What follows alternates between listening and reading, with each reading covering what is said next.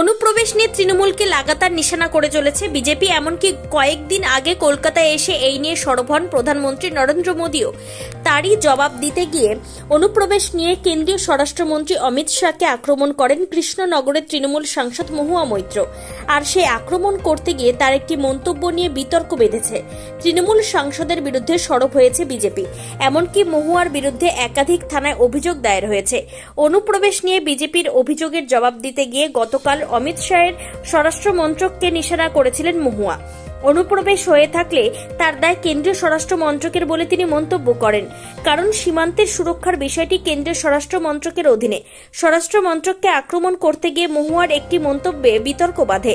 মহুয়ার বিরুদ্ধে কেন্দ্রীয় স্বরাষ্ট্রমন্ত্রীকে হুমকি দেওয়ার অভিযোগ তুলে থানায় অভিযোগ দায়ের করেন বিজেপির নদিয়া উত্তর সাংগঠনিক জেলার মুখপাত্র সন্দীপ মজুমদার। আবার বিজেপি নেতা তথা আইনজীবী কৌস্তব বাগচিও টিটাগড় থানায় অভিযোগ দায়ের করেন। দ্রুত পদক্ষেপের আর্জি জানিয়েছেন তিনি। মহুয়ার মন্তব্যের নিন্দা করেছেন রাজ্য বিজেপির প্রাক্তন সভাপতি সুকান্ত মজুমদার। তিনি বলেন, তার কথা শুনে মনে হচ্ছিল উগ্রপন্থী কোনো সংগঠনের মুখপাত্রের মতো কথা বলছেন। Bureau report, D Bangla news.